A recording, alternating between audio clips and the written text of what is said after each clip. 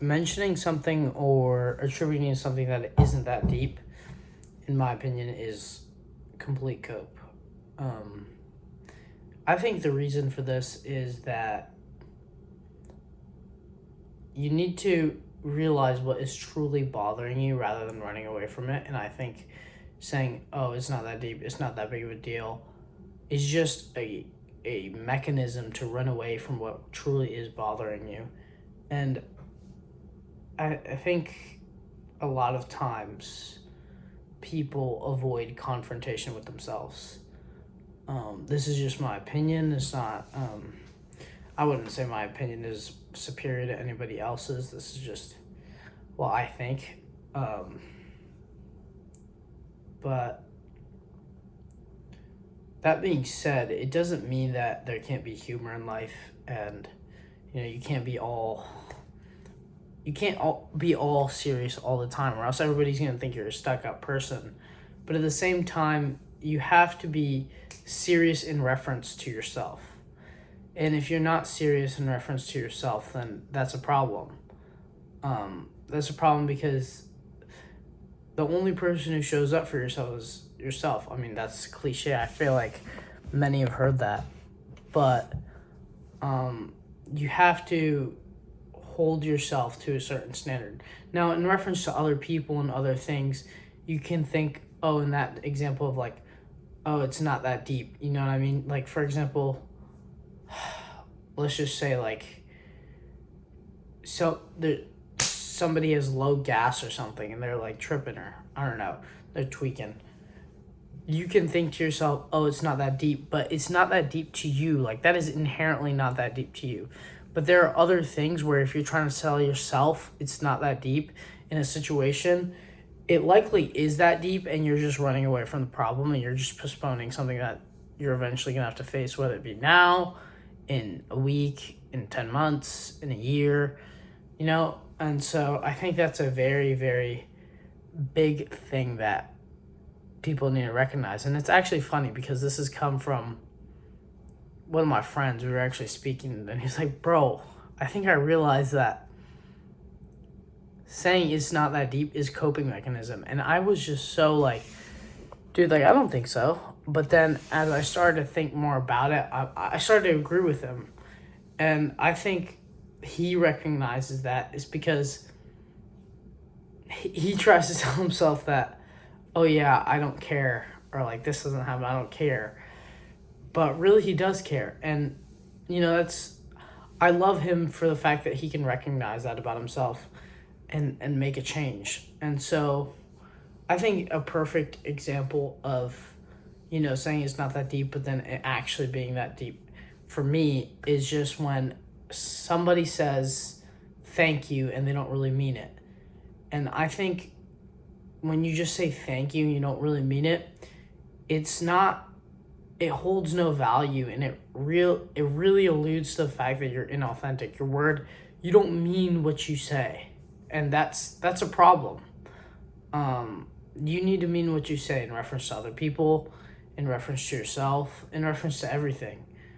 If I tell myself, oh yes, I'm going to quit eating all bad meals, I need to mean that I tell myself that. That cannot be oh yeah, I'm going to do that, and then go complete opposite of what I say.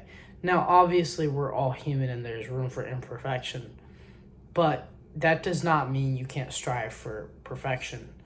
I mean, I feel like, to give you some context, I started college at 16. Now I'm currently doing my bachelor's in electrical engineering, but my whole goal or dream right now is just to go pro and excel in soccer. And so I can't sit here and watch other people go and train and do all this and be so technically gifted and be like, try to tell myself it's not that deep. Because really what that's alluding to is that I'm somewhat insecure, not confident of my skills. Just to give you some context, I also was out for a year and will return back in like a week or two from a torn ACL and some surgery that unfortunately happened. But, it's good because I feel like I came back stronger. But that's besides the point. But I think for an example, for me, that's what truly sticks. So you need to realize what is truly bothering you and really make a difference about it. Make a change. I think too many people stay stagnant and they run away from their problems. I mean, like it's like waiting to study for an exam until the very last day. Like, obviously you're not going to do well on that exam. If we're being honest, you're not very well prepared.